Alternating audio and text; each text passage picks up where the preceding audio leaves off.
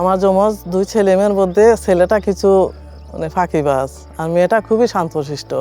রেকর্ডে ক্লাস থাকে, একটা না বুঝলে আমার মেয়েটা তাহরা জাহান ওটার বারে বারেই দেখবে, বারে বারে দেখে বুঝবে, করবে।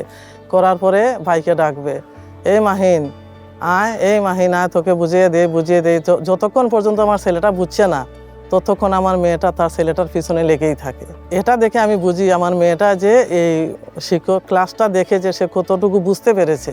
অফলাইনে যখন আমরা লেখাপড়া করতাম তখন কোনো একটা জিনিস যদি আমরা বুঝতে পারতাম না তাহলে শিক্ষকদের প্রশ্ন করার আর সুযোগ থাকে না বা বারবার প্রশ্ন করতে মনে সংকোচ জাগে। এছাড়া আমরা যখন কোচিংয়ে পড়ি তখন সব কনসেপ্ট আমাদের ক্লিয়ার হয় না। আমি ভাতকাটিয়া সরকারি প্রাথমিক বিদ্যালয়ের প্রধান শিক্ষক, গ্রামে থাকি।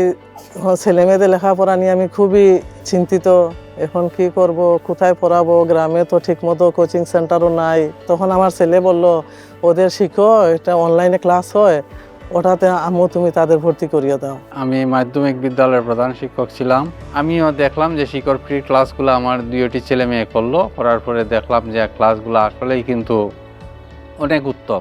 শিক্ষকের সঙ্গে ক্লাস করছি, কোনো একটা জিনিস বুঝতে পারছি না, ক্লাস করার পর সেই রেকর্ডেডটা কিন্তু থেকে যাচ্ছে। আমরা সেই রেকর্ডেড ক্লাস থেকে সেই টপিকগুলো বুঝে নিতে পারি। অন্যদিকে এই রেকর্ডের ক্লাসের পাশাপাশি একটা অ্যানিমেটেড লেসন দেওয়া হয়, এটার মাধ্যমে খুব স্পষ্টভাবে সব ক্লিয়ার করে বোঝানো হয়। যে শিকড় মাধ্যমে তারা ক্লাস করে এতই উপনীত হয়েছে যে তারা শ্রেণীর কার্যক্রম থেকে তাদের শিক্ষকরা যে স্টেঞ্জ হয়ে যায় এবং তাদের সহপাঠীরা নাকি স্টেঞ্জ হয়ে যায়, তোমরা এগুলো পারো কীভাবে। তখন অনেক ছেলেমেয়েরাই তাদের কাছে জানতে চায় সেই শিক্ষার ক্লাসগুলো যে কীভাবে করো, যে আমরাও এটাতে ভর্তি হতে চাই। তারাও অনেক সময় যে উৎসাহ যোগায় যে শিক্ষতে কীভাবে ভর্তি হওয়া যায়। বাংলা ব্যাকরণ বাংলা ক্লাস হয়, তখন আমি ওদের পাশে একটু দাঁড়াই দেখি কীরকম ক্লাসটা। তখন দেখি আমি খুবই ভালো লাগে ক্লাসগুলো। অনলাইনে ক্লাসগুলো হয় বোঝা যায়, যাতে যেমন সামনে বসে ওনারা বুঝিয়ে দিতেছেন, খুবই ভালো লাগে আমার। আমি আশা করব এইভাবে যদি যে ছেলেমেয়েরা অগ্রসর হয়, অবশ্যই তাদের লক্ষ্যস্থানে পৌঁছতে তাদের কোনো ব্যাপার হবে না। আর তারা শিক্ষার মাধ্যমে কিন্তু অনেক কিছু জানতে তারা আগ্রহী হবে।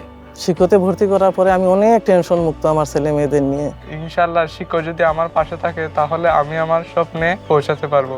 আশা করি শিক্ষকতে যদি আমি ক্লাস করতে পারি, ভাইয়াদের অনুপ্রেরণামূলক কথা আমাকে সামনে এগিয়ে নিয়ে যাবে এবং তাদের যে শেখানোর পদ্ধতি সেটা যদি আমি ভালো করে ফলো করি, হয়তো আমিও ভবিষ্যতে একজন ডাক্তার হতে পারবো ইনশাআল্লাহ।